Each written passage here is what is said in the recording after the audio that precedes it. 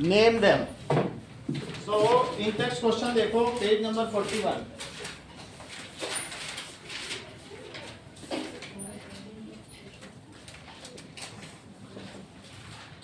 That is 3 subatomic particles of atom are electron, proton and neutron। ये सब atomic particles हैं, electron, proton and neutron. Helium atom has atomic mass of 4u। Question number 2, तो atomic mass of helium क्या कहा गया है? Helium 4u। इसका मतलब समझो, असल मास जो होता है वो न्यूक्लियॉन्स का होता है। जो न्यूक्लियस में रहते हैं उनको क्या कहते हैं? The particles which are inside nucleus, उन्हें क्या कहेंगे?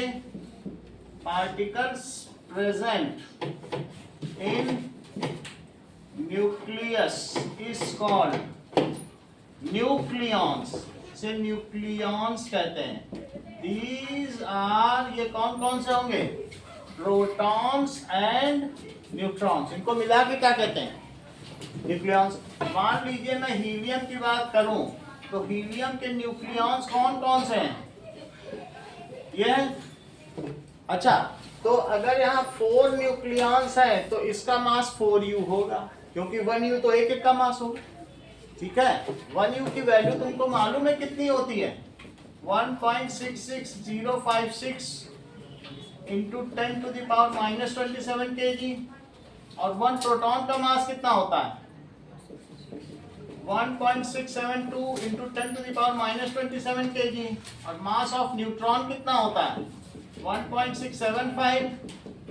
तो अगर आप देखेंगे तो लगभग 1.6 तक तो मिल ही रहा है। तो इसका मास अगर 1u, तो 1u ये, 1u ये, 1u ये, 1u ये, तो बोलो हीलियम का मास क्या हो जाएगा? अब हीलियम में 2 इलेक्ट्रॉन चक्कर लगाया करते हैं, तो हीलियम का क्या मास हो जाएगा? 4u। तो दिस इज 4u। इतनी बात तुम्हें समझ आ गई? जितने न्यूक्लियॉन्स, अगर कार्बन में 6 प्रोटॉन और 6 न्यूट्रॉन है तो कार्बन का एटॉमिक मास क्या होगा? जल्दी बताओ। 12u, क्योंकि जितने न्यूक्लियॉन्स उतने u मास। इलेक्ट्रॉन तो बहुत हल्के होते हैं, तो इसलिए क्वेश्चन क्या पूछा जा रहा है? 4u। तो इसका क्या मतलब है? दिस इंप्लाइज दैट एटम में कितने न्यूक्लियॉन्स हैं? Atom has 4 nucleons. कितने न्यूक्लियॉन्स हैं? 4 न्यूक्लियॉन्स। तो बताइए number of protons plus number of neutrons, ये क्या कहलाएंगे? Number of nucleons. तो उसने कितना बताया प्रोटॉन? क्या 2 बताया? चेक करो। तो कह रहा है कि कितने न्यूट्रॉन्स हैं? Number of neutrons. और टोटल न्यूक्लियॉन्स मैंने यहाँ कितने लिखे बताओ? 4 लिखे। तो 4 तो न्यूक्लियॉन्स हो गए, तो नंबर ऑफ न्यूट्रॉन्स कितने हुए? 4 -2। So atom has, helium atom has 2 neutrons.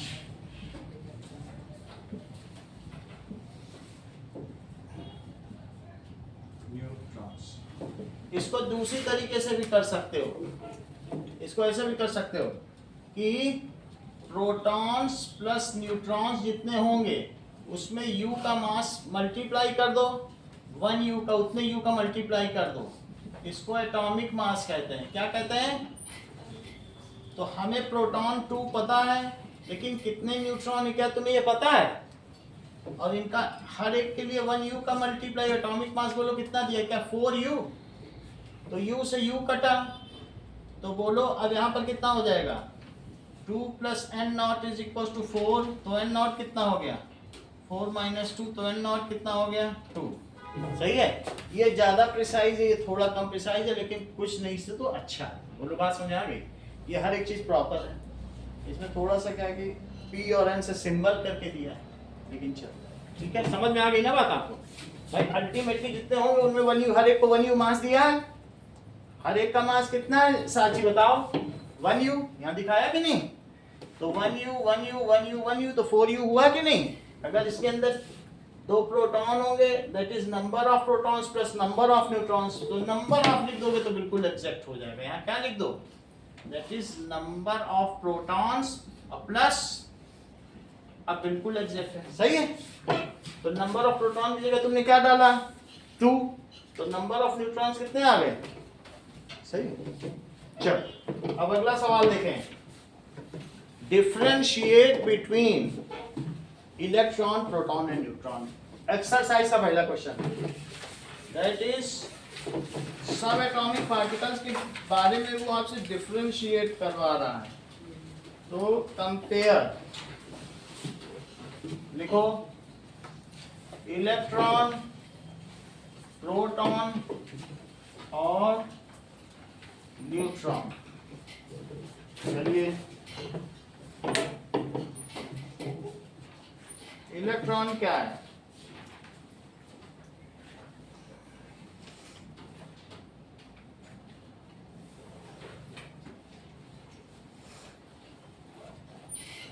Now, electron is lightest सब एटॉमिक पार्टिकल, और ये है इट हैज इंटरमीडिएट मास और it is heaviest. It is lightest सब एटॉमिक पार्टिकल, ये लाइटेस्ट है। That is mass of electron सबसे कम है 9.1 इंटू, इस पे 31 जीरो से डिवाइड करना पड़ेगा। इट हैज इंटरमीडिएट मास।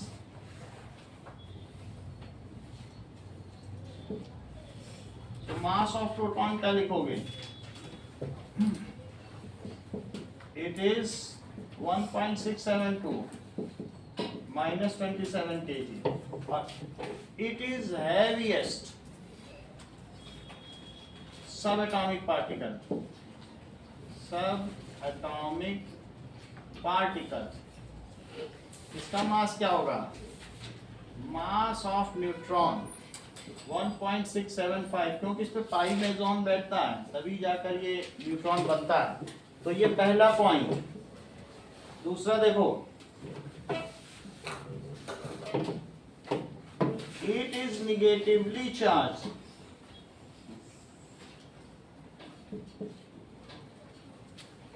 तो इसका चार्ज क्या है?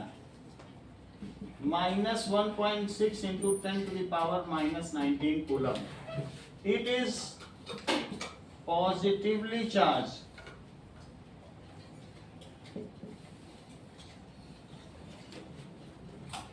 जिसका चार्ज क्या है? +1.6 इंटू 10 टू द पावर -19। इस बार पेपर तुम्हारा उतना अच्छा नहीं गया, 89 मार्क्स आए हैं, कई जगह तुमने लापरवाही की। अब अगला देखो, कल मिलेगा, लेकिन मैं देख रहा था तुमने चार्जेस में भी गलती की है। तुमने 2 डिजिट तक ही लिखे हैं, 3rd डिजिट लिखा ही नहीं है इनका।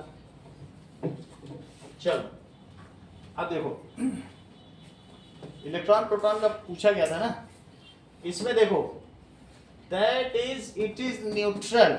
ये कैसा होता है?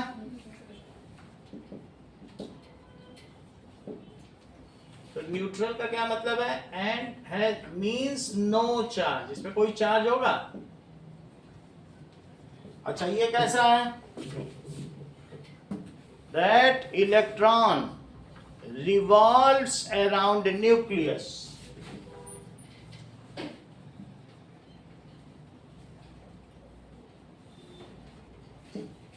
सभी में नहीं करता है, as per new models.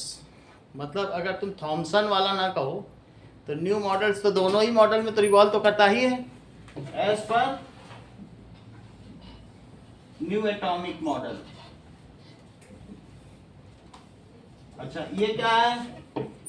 Proton is present inside, Lavanika sentence पूरा करो। Proton is present inside nucleus. फिर न्यूट्रॉन के बारे में बताओ लवनिका। न्यूट्रॉन इज प्रेजेंट, बताइए। हाँ,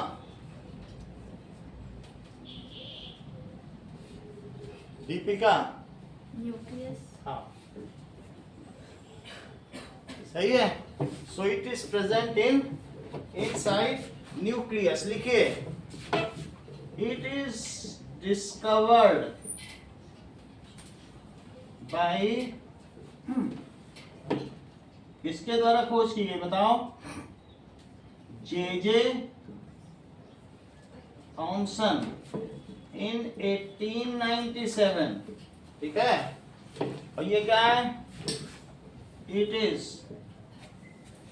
डिस्कवर्ड बाय ई गोल्डस्टीन। ठीक है, वो भी 1906 में, क्या लिखने की जरूरत नहीं है। It is discovered by,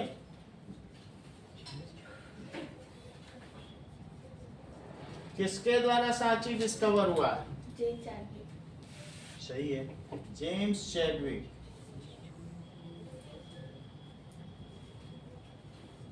in 1930।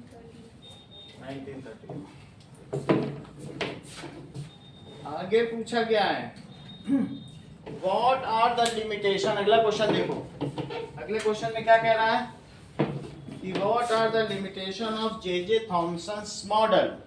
J Thomson model की क्या लिमिटेशंस है?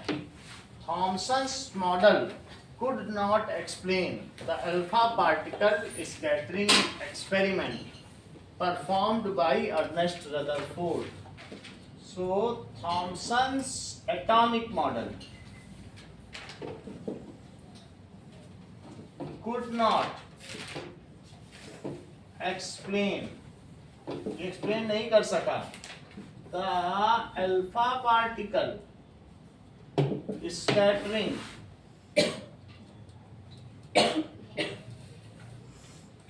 experiment over gold foil performed by Ernest Rutherford. Ernest Rutherford ने जो बताया था उसमें जो बाउंसिंग बैक हुआ उसको ये नहीं एक्सप्लेन कर पाया, सो फेल्ड, इसलिए ये फेल हो गया। Question number 3, why Rutherford's model was failed. Limitation का मतलब फेलिंग, तो that is Maxwell's theory suggests states that when charge particle accelerate, जब चार्ज पार्टिकल एक्सिलरेट करता है, it emits radiation, ये रेडिएशन को एमिट करता है। इन रदरफोर्ड मॉडल इलेक्ट्रॉन एक्सिलरेट करता है and so it should radiate energy, इसलिए इसको भी क्या करना चाहिए? रेडिएट। अगर तुम्हें रेडिएट वर्ड ठीक नहीं लगता तो लूज भी लिख सकते हो। सो जब इसकी एनर्जी लूज होती जाएगी तो क्या होगा? So it should come closer to nucleus. Umesh sentence पूरा करो। It should come closer to nucleus. Navdeep आप बताओ। प्रभात। In spiral path and ultimate. इस तुम बिना पढ़े आ जाते हो ना उमेश। इन स्पाइरल पाथ एंड अल्टीमेटली क्या होगा? ये अल्टीमेटली बताओ Anushka. Ultimately it will fall inside nucleus। कितनी देर में? 10 raised to minus 8 seconds. 10 raised to power 8 second. So Rutherford model is not stable for 10 to the power minus 8 second. So Rutherford model is not stable for more than, इससे ज्यादा समय के लिए तो हो ही नहीं सकता, 10 to the power minus 8 seconds. So it failed. Question पूछा गया है, describe Bohr model of atom. Bohr model of atom बताओ नवदीप, दोनों point. What are the postulates of Bohr model? हर चीज में लैगिंग कर रहे हो. हाँ Rohit. Only certain special orbit is called discrete orbit of electron. ठीक है, आप बताओ. हाँ. Allow inside the atom हाँ.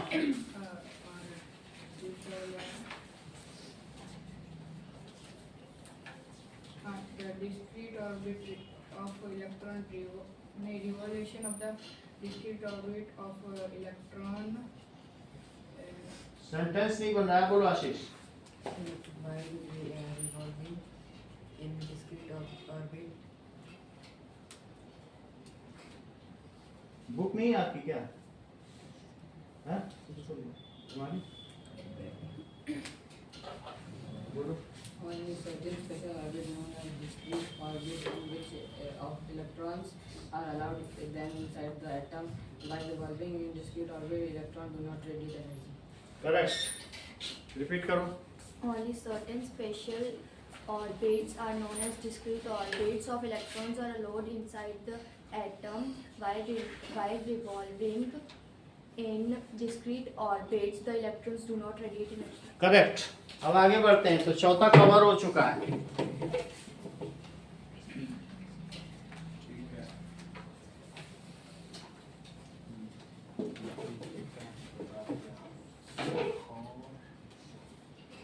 क्या नाम है आपका?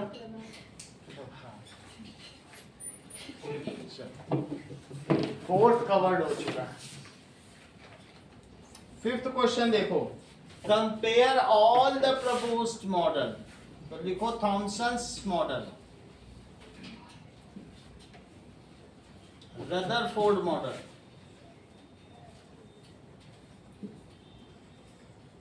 और तीसरा है नील्स बोर मॉडल. तो इन तीनों मॉडल का कंपैरिजन किया जाए.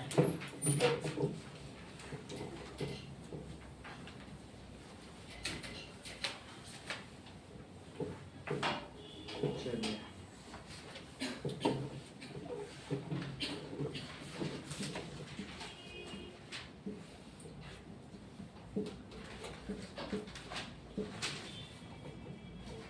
और सबसे ऊपर लिख दो atomic models.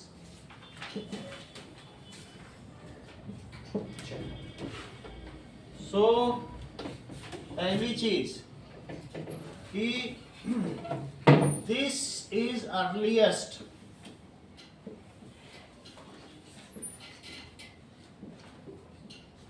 proposed model.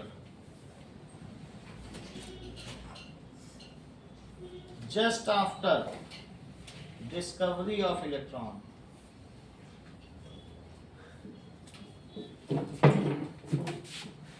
After failure of Thomson's model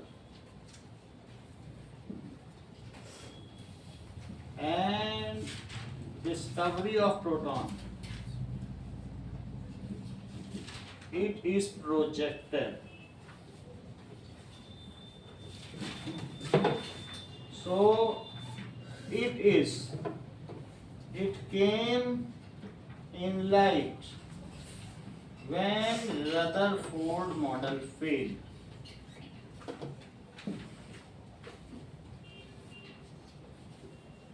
अगला देखिए.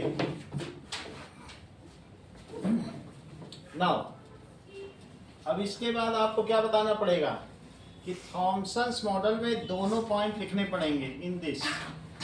In this model atom is positively charged.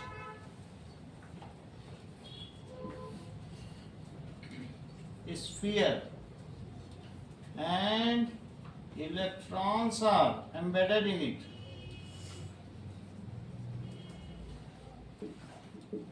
Total negative charge of electron is equals to total positive charge of sphere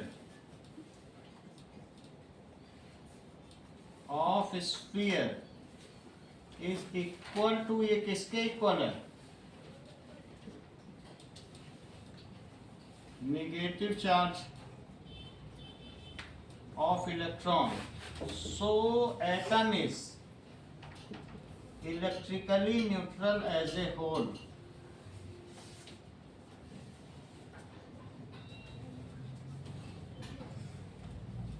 अब देखो ये मॉडल क्या कहता है, ये मॉडल बताओ रीति रदरफोर्ड का, आप बताओ दिव्या।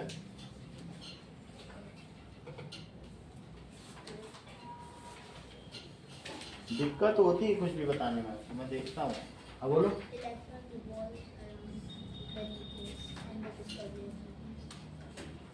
अच्छी बात है, हाँ बोलो जिगिशा।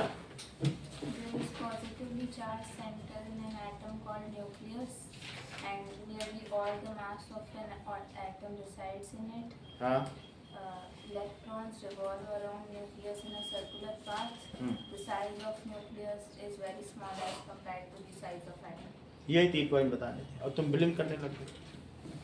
बताओ, कुछ भी पूछो तो तुम ऐसे कर रहे। चलो, there is positively charged center, positively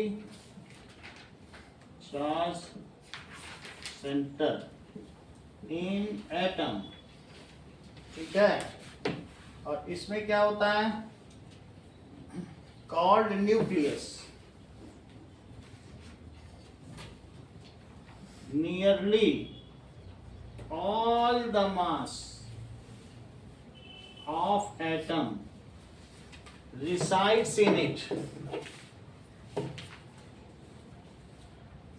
इसमें all the mass of atom resides in it. और दूसरा पॉइंट इसका क्या है, electron revolves around nucleus in fixed circular path. क्या लिखा हुआ है, in circular path. और तीसरा क्या है,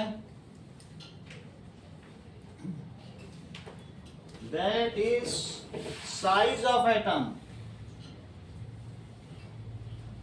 is very small as compared to size of atom. अब इसमें देखिए, size of nucleus. अब देखिए इसका पॉइंट क्या होगा,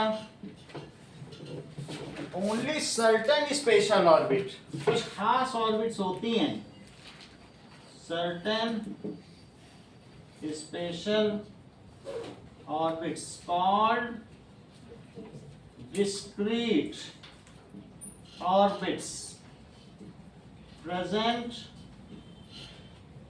inside atom, ठीक है, discrete orbits of electrons are allowed, यही allowed होती हैं inside atom,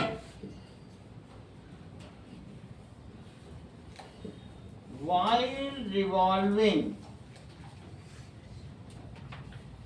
in these orbits. Electron do not radiate energy.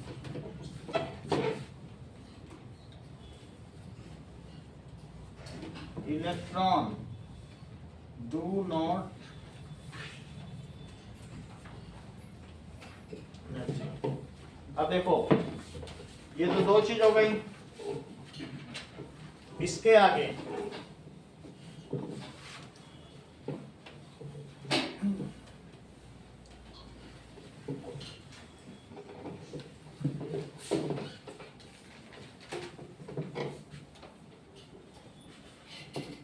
तीसरा point, the sub atomic particles in Thomson's model कौन कौन से थे? The sub atomic particles was electron only, और इसमें कौन कौन से थे? The sub atomic particle were electron and proton, जबकि इसमें कौन से थे? The sub atomic particles were electron, proton and neutron. अच्छा, न्यूक्लियस इसमें था कि एब्सेंट था? Nucleus was absent and it resembled with, ये किससे रिजेंबल करता था? प्लम इन पुडिंग और सीड्स इन वाटरमेलन। इसमें न्यूक्लियस प्रेजेंट था, nucleus was present and it resembles with, resembled होता था with solar system. Solar system में ये सन है, ऐसे भी ऑर्बिट्स हैं, ऐसे भी ऑर्बिट्स हैं, सही है? अच्छा, इट कंटेन्स न्यूक्लियस, इसमें न्यूक्लियस है, ऐसी बात है।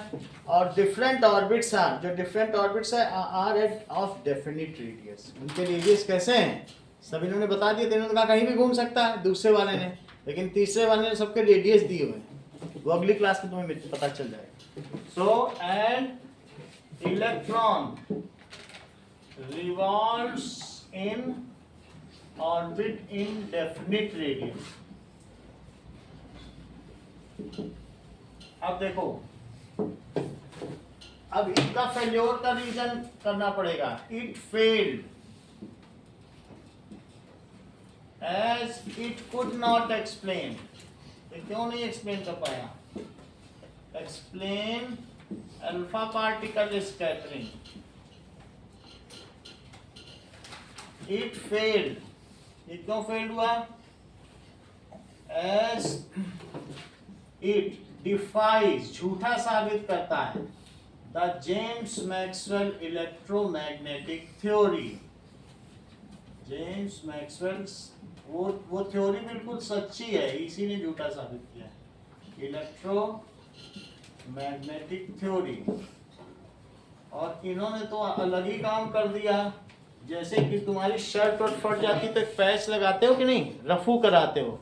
It is a patch work on James Maxwell's electromagnetic theory, कि नहीं मेरा आइटम तो जेम्स मैक्सवेल पे नहीं चलेगा, ऐसे बोल के चल, वही बोले तो पॉस्टुलेट है, सही है।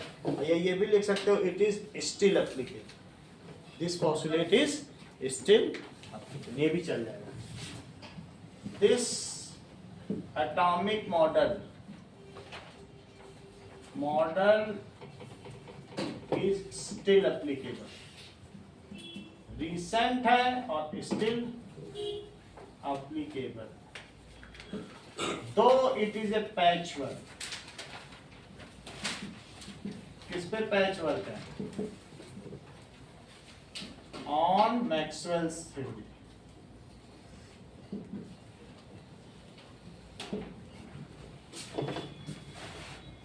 अब देखो, ये तो बात हो गई कि इनके बीच के डिफरेंस क्या है।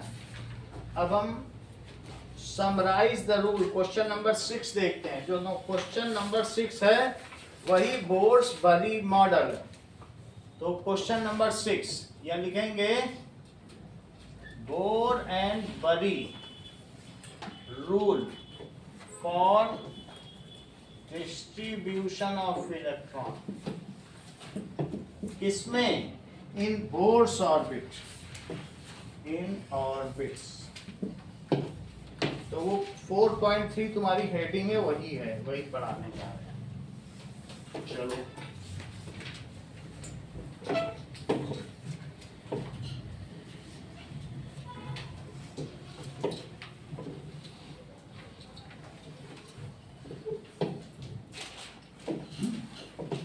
now what this rule says, इनका कहना है ये दो अलग अलग साइंटिस्ट हैं, एक और साइंटिस्ट का नाम है, उनके साथ एक दूसरे साइंटिस्ट जुड़ गए, उन्होंने भी अपनी थ्योरी लगाई कि कैसे बताया जा सकता है, तो दोनों के नाम से आया। It was suggested by the distribution of electron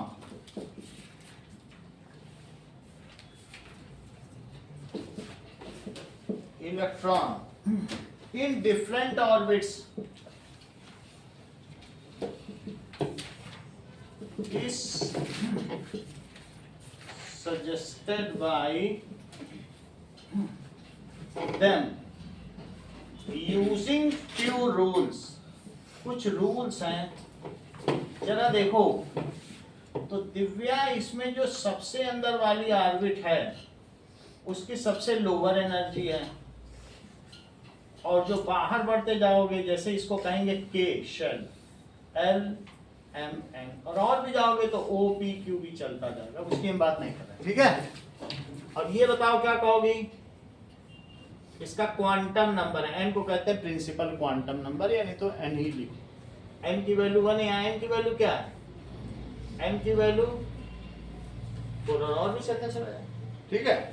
और ये सब शेल्स हैं, इनको क्या कहा गया, शेल कहोगे या ऑर्बिट कहोगे या क्या कहोगे, एनर्जी लेवल्स, इसके 3 नाम है, शेल भी कह सकते हैं, तो K shell, L shell, M shell. तो सबसे पहला रूल क्या है कि the maximum number of electron present in a shell is given by, पहला rule, the maximum number of electron present in a shell is given by 2n square formula, where n क्या क्या value ले सकता है, n can be 1 2 3 4 और आगे भी हो सकता है। चलिए, तो अब हम लिखेंगे कि कौन कौन सी शेल है। तो शेल है के एल एम एन, और इन शेल में जो एन की वैल्यू है वो क्या होती है, एन को कहते हैं प्रिंसिपल क्वांटम नंबर। क्वांटम का मतलब होता है पैकेट। तो हमने बताया था ये एटॉमिक फिजिक्स पे चलते हैं, या तो ये एनर्जी या ये एनर्जी, जैसे हमने बताया ना दूध के पैकेट होते हैं, दूध या तो 500 ml का मिलेगा या 1 लीटर का मिलेगा या 2 लीटर बाजार में से, तो इन्होंने एनर्जी को पैकेटाइज्ड कर दिया। इसीलिए ये जो है आधुनिक भौतिकी के जन्मदाता कहे जाते हैं। He is called the father of atomic physics. Niels Bohr is called the father of modern physics. Niels Bohr is called the father of जो भी quantum physics, atomic physics, modern physics या क्वांटम फिजिक्स, जो मर्जी सो नाम दे दो, पिता यही। सही है। तो इस प्रिंसिपल क्वांटम नंबर यानी n की वैल्यू क्या है बोलो, n की वैल्यू 1, n की वैल्यू और n की वैल्यू, यहाँ पे n की वैल्यू क्या है, बस एक उन्होंने नाम दिया है, बस प्रिंसिपल क्वांटम नंबर, क्वांटम यानी पैकेट। अब इसके हिसाब से बताओ नंबर ऑफ इलेक्ट्रॉन कितने हो सकते हैं, maximum number of electron, maximum number of electron in orbit. तो फार्मूला क्या दिया, 2n स्क्वायर। तो जरा रखो तो 2 × 1 स्क्वायर, ये हम लोग पहले भी डिस्कस कर चुके हैं 1-2 बार। 2 × 3 स्क्वायर और 2 × 4 स्क्वायर। तो बताओ पहली ऑर्बिट में रिद्धि कितने इलेक्ट्रॉन होंगे, दूसरी में, तीसरी में, फोर्थ में, correct, 2 8 18 and 32। The maximum number of electron in an orbit is decided by the formula 2n square where n is equals to 1 2 3 and 4। बोलो बात समझ आ गई? पहला रूल समझ में आ गया? अभी पूछेंगे आपसे। Maximum number of electron in an orbit is given by formula 2n square where n can take value 1 2 3 and 4। सही है? अगला देखो, ये तो तुम्हें समझ में आ गया ना। अगर मैं कहूं अनिकेत तो पहली शेल में 2 इलेक्ट्रॉन और दूसरी में कितने आ सकते हैं? 80, थर्ड में 80, और फोर्थ में 32, फिफ्थ होती तो कितने आते हैं? तो 50, सिक्स होती 72, पूरा तुमको मालूम। सही है? अगर ऐसे बढ़ते चले जाए तो ऐसा आता चला जाएगा। अब देखो सेकंड रूल देखिए। Now the maximum number of electron, ये तो सही है कि ऐसे चलेगा, लेकिन the maximum number of electron in outer most orbit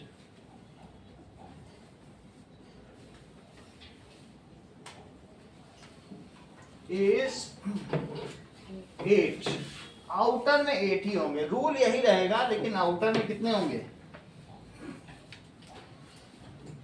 is 8। सही है?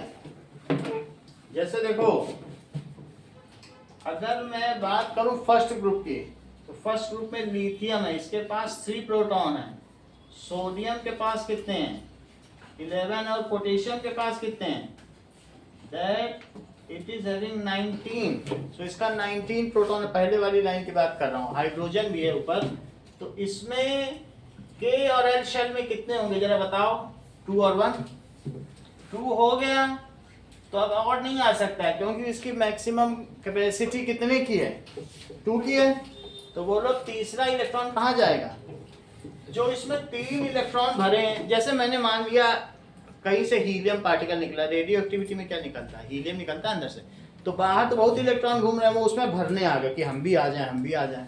तो पहला इलेक्ट्रॉन कहाँ जाएगा? के शेल में कि एल शेल में? दूसरा कहाँ जाएगा? नो, दूसरा कहाँ जाएगा? 2 तो के में ही जाएंगे, तीसरा एल में जाएगा। अच्छा, अब इसमें भरना शुरू किया तो ये पहले 2 इसमें चले गए, ठीक है। तीसरा किस में जाएगा आशीष?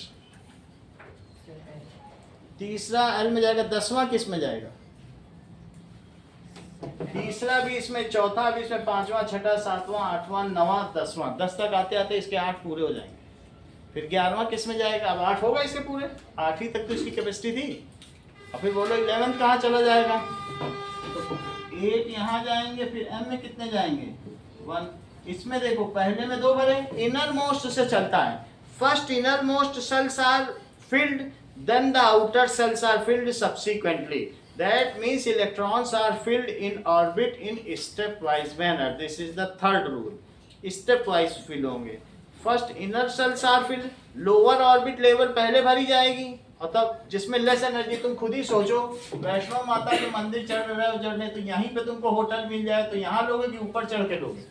तो पहले लोअर लेवल भरी जाएगी, फिर यहाँ भर जाएगी। और तुम किसी होटल ही में चले जाओ, अगर नीचे के कमरे खाली तो क्यों 4 मंजिल चढ़ के जाओगे? कहोगे मैं नीचे का दो, रोज आना जाना रहेगा, वो खाली, फिर उसके ऊपर, फिर उसके ऊपर, फिर उसके। So first lower levels are filled, ठीक है। तो इलेक्ट्रॉन्स आर फिल्ड, जरा देखो पहले 2 गए, फिर 8 गए, फिर 8 गए, फिर 1। आउटर मोस्ट में 8 रहेगा। प्रोटॉन का ये पोटेशियम बोलेगा ये फालतू इलेक्ट्रॉन, इसको ले जाओ, मैं आउटर में 8 मेंटेन करूंगा। इसको कहते हैं ऑक्टेट रूल। इसका जो दूसरा नंबर रूल है वो क्या कहलाता है? हर एटम अपने आप के आउटर मोस्ट में 8 पूरा करने का चक्कर रहता है, और इस रूल को क्या कहते हैं? अष्टक नियम। क्या कहलाता है? Octet rule. इसी के लिए सारी इलेक्ट्रॉन के आपस में बॉन्डिंग होती है। ये तो हम लोगों ने देखा ही है, सोडियम के साथ थोड़ी होती है कि नहीं? इसे अष्टक रूल। तीसरा देखो जरा, थर्ड रूल क्या है?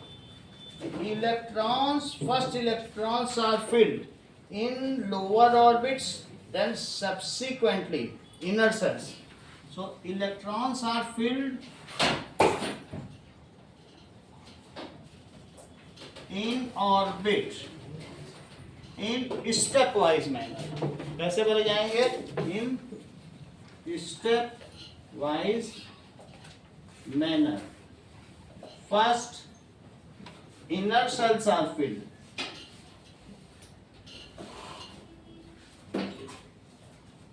Then subsequently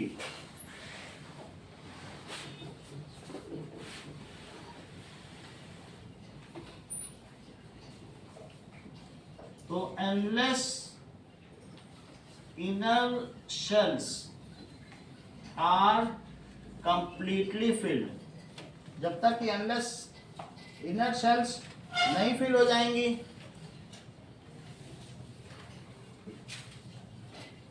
electron do not go to next cell.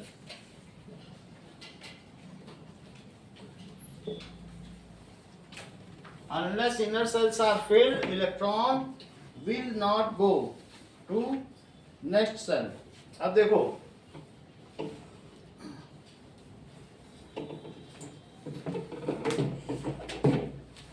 चलिए कुछ काम आपसे करवाना है. एक इसमें मॉडल रह गया है. इस काम को हम लोगों ने ये नोट कर लिया, ऊपर की 3 लाइन कर लिया ना. अब जरा देखो, थोड़ा सा एक इसमें पॉइंट रह गया है. जब ये तुम्हें डिफरेंस लिखने हैं तो इसमें तीनों का मॉडल बनाना भी है. और इसमें ऐसे रोहित बहुत सारे, तुम तो इलेक्ट्रॉनों से भर डालते हो. इस संडे टेस्ट में तुमने पूरा भर ही डाला है. एक बनाए रोहित, सही. अच्छा, अब इसमें क्या बनाओगे?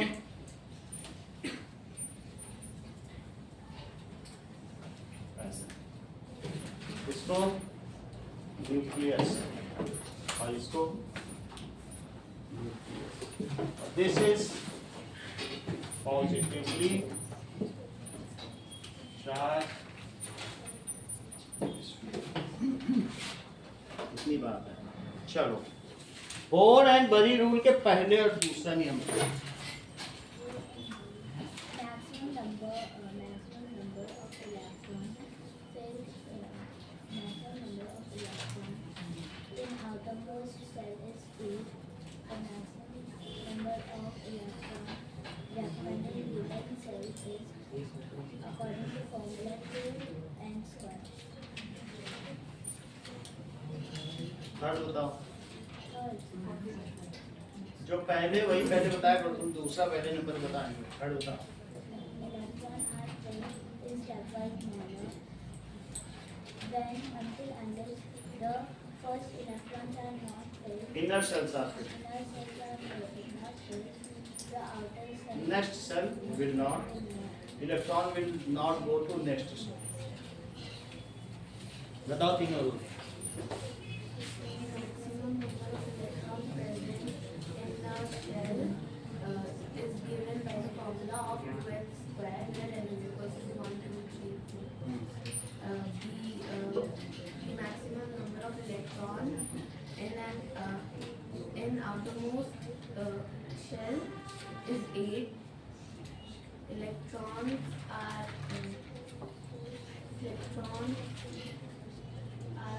placed stepwise. बताओ कृपया.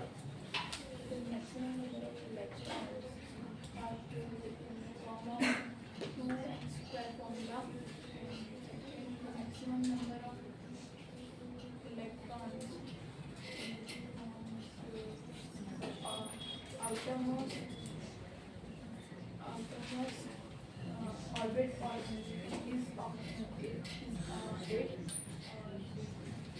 Electrons are filled in a stepwise manner. पहले दो सेंटेंस गलत है, बाकी सही है. सेंटेंस गलत हो जाता है. बोलो.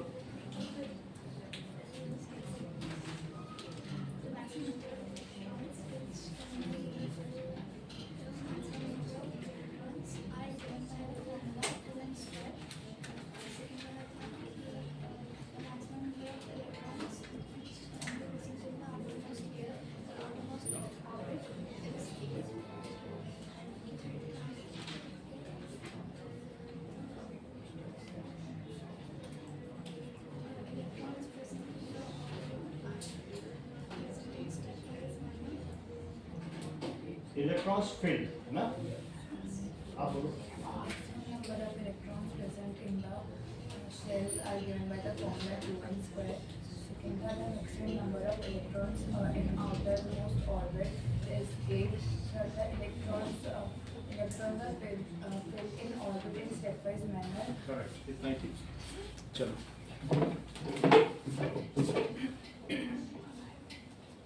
चलो अब आप क्या करेंगे, पेज नंबर 41 का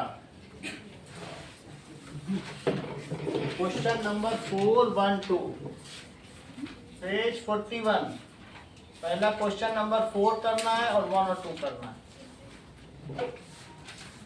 name the sub atomic particles और helium, name the sub atomic particles नहीं करना है, बस 2 करना है। और क्या करना है एक्सरसाइजेज में,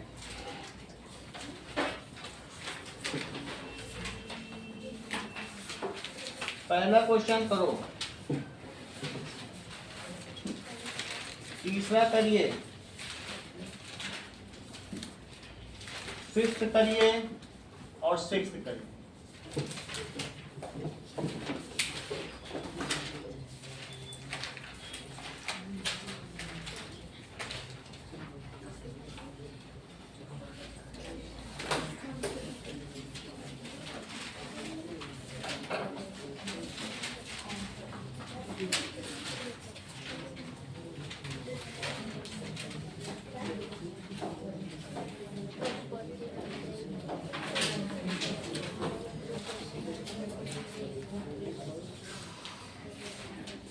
जब भी लगे तो बता देना।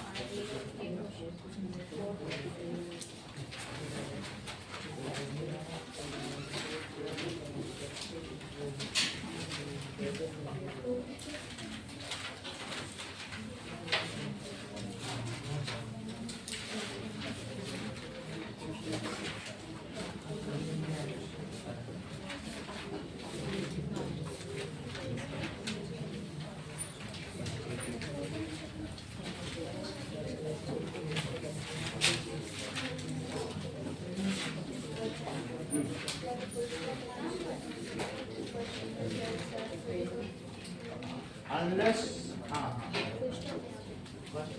हाँ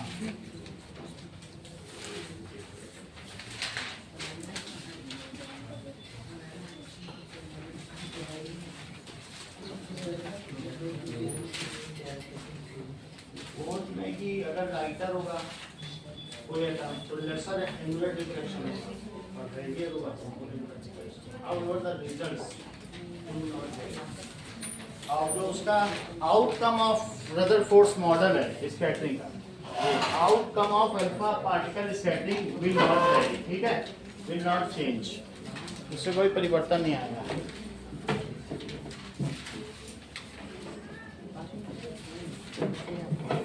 जब एक्सरसाइज के क्वेश्चन करेंगे तो फिर चैप्टर नहीं खोलेंगे, एक्सरसाइज वाला ही पेज खुला रहेगा आपका।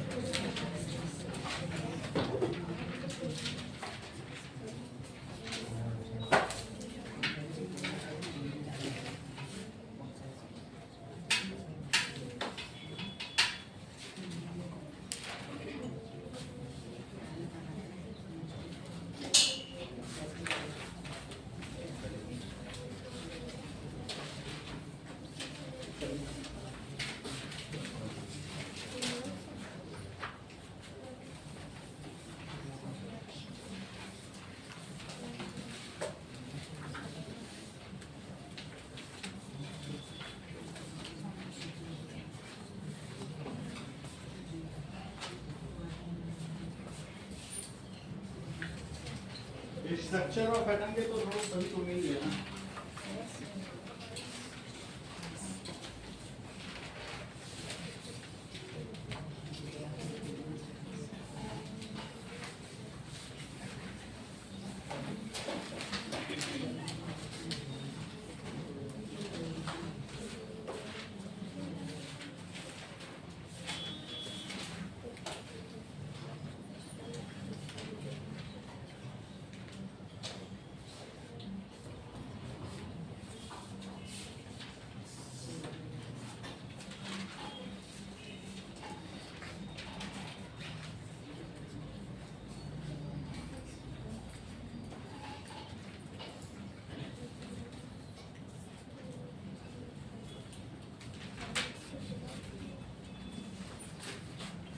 ऐसे में तो तुम्हारा गड़बड़ रहता है। कौन सा कर रही है?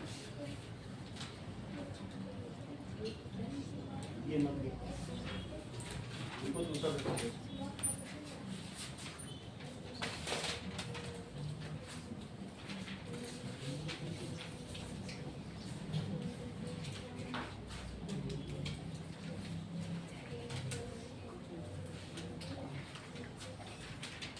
चलो इसमें बस बोर एंड वरी वाला ही देखना है, बाकी तो आपका तैयार है, वो पुराना ही है सारा।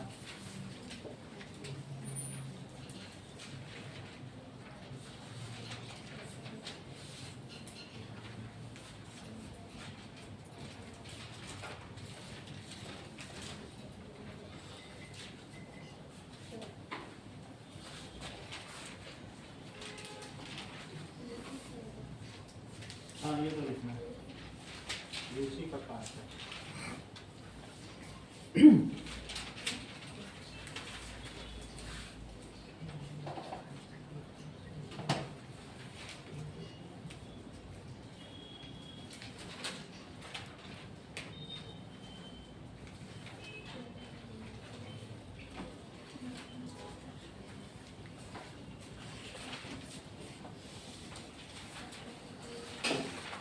स्टार्ट करिए।